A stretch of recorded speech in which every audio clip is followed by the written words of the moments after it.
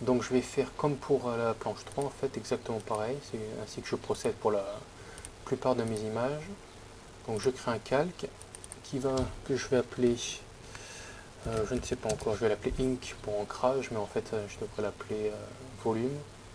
Et en fait je vais poser très rapidement tous mes volumes, comme j'avais fait précédemment. Par contre je vais faire quelque chose, c'est je vais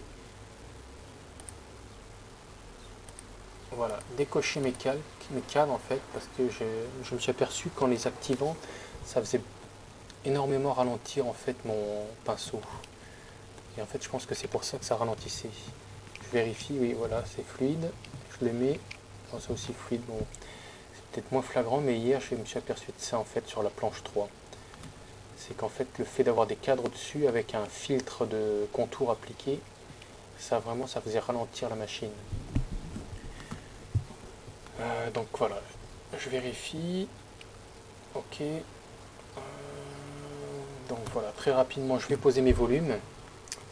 Alors, je vais commencer par mon contour de fond. Déjà, hop, ici, donc voilà. Là, je sais que c'est mon décor de fond. Je remplis complètement. Je remplis même justement le contour des personnages. Ça me permet de voir la continuité de mon décor. Et ça me permet d'aller beaucoup plus vite que si je m'appliquais à vraiment faire le contour de chaque personnage. Donc j'utilise mon raccourci clavier, Shift Ctrl F, pour avoir mon fade, pour estomper justement le coup de pinceau que je viens de faire. Et donc là je regarde ce qui m'intéresse. Donc voilà, là je pense qu'à 25% ça ira, ce sera parfait pour le décor en fait. Ce qui m'intéresse pas les personnages, ce qui m'intéresse c'est le décor en fait. Et donc 25 c'est parfait, c'est pas trop présent, et en même temps ça se détache en fait du ciel qui est au fond, de l'arrière-plan en fait. Donc là, si je pioche avec ma pipette, voilà, je me sers de la couleur que je viens de trouver pour faire les éléments du fond. Voilà, donc là c'est bon. Ensuite, donc je m'attaque au personnage. Je vais piocher en fait dans ce gris là qui me paraît plus foncé.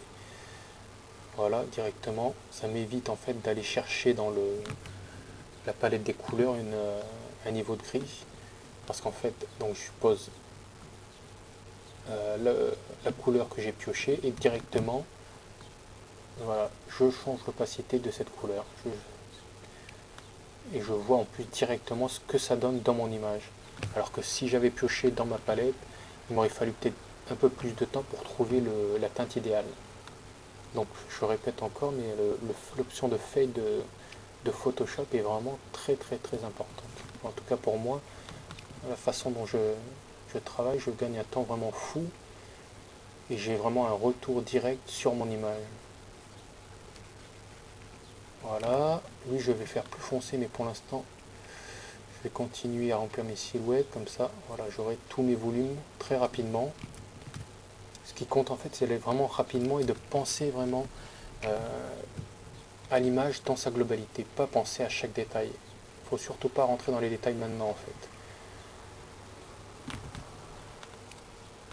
Voilà, il faut aller assez vite justement, pas chercher à trop s'appliquer, mais là, voilà, donc lui je pense qu'il sera à peu près comme ça au niveau de la teinte, et donc lui comme il est en premier plan, il est censé être plus foncé. Pas noir, je pense que je pourrais le faire en noir, mais non, je pense que je vais garder les détails. Voilà, hop, je vais peut-être piocher cette couleur en plus foncé, parce que ouais, pour l'instant il n'est pas assez foncé par rapport au personnage principal, à ce personnage-là, qui s'appelle Nuit, et c'est le personnage principal en fait de Mémorise. Je peux même peut-être aller encore plus loin. Ouais, je pense que je vais aller jusque là. Cette teinte là, ici, ouais, je vais laisser ça pour l'instant comme ça. Ici, cette feuille qui dépasse, ouais, je vais la mettre aussi en noir. Celle-là aussi. Là, je m'aperçois que Nuit est trop foncé en fait quand même. Malgré tout, j'ai voulu estomper, donc voilà, je pioche une couleur dans l'arrière-plan. Hop, donc je remplis complètement. Et pour estomper, je réutilise toujours la fonction magique ici. Donc voilà. l'origine c'était ça. Et donc voilà, je change, maximum en effaçant à 100%, mais donc 100% c'est trop.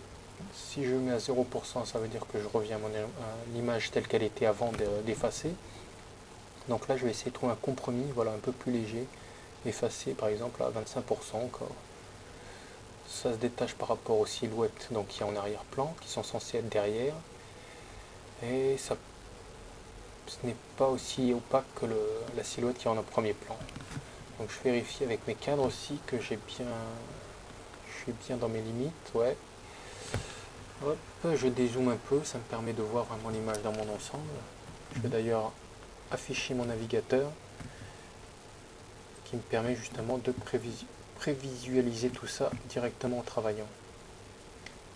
En petite vignette, voilà, ici je pense, voilà, je vois à peu près je vois vraiment l'image, mon image dans son ensemble en fait. Je suis pas gêné par comment dire, les détails qu'on voit dans les visages ou dans les corps.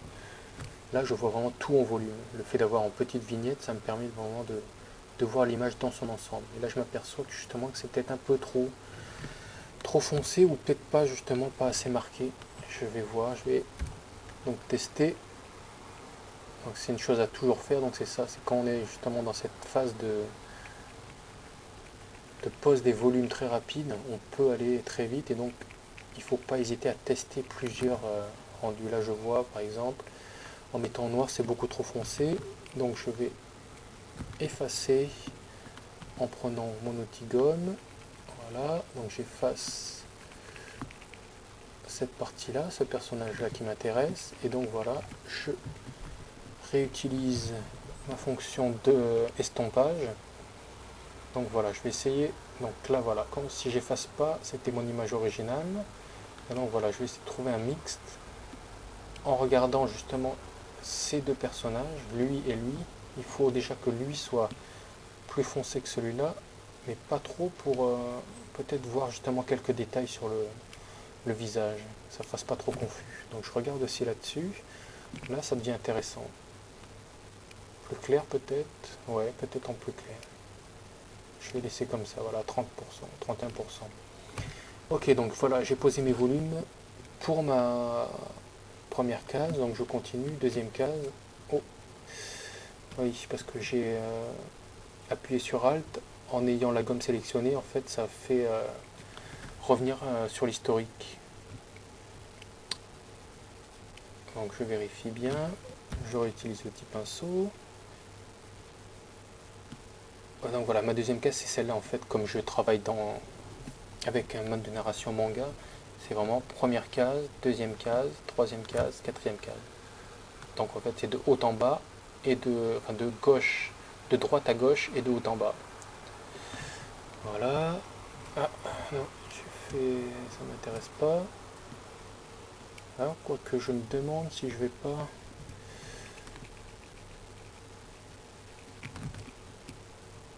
utiliser encore la fonction fade à 100%, à 20-30% je pense pour ça. Donc je vais tout remplir en noir en fait, je vais changer la méthode. Pour le piocher dans une couleur déjà existante, je vais créer directement toute ma couleur à partir du noir. Donc voilà, je refais appel à ma fonction fade. Donc là c'est trop foncé, ici ça devient intéressant, là c'est intéressant je pense, ouais. Je fais pas trop foncé parce que je vais rajouter, je pense déjà une couche d'ombre à ce niveau-là, ici, ici, ici.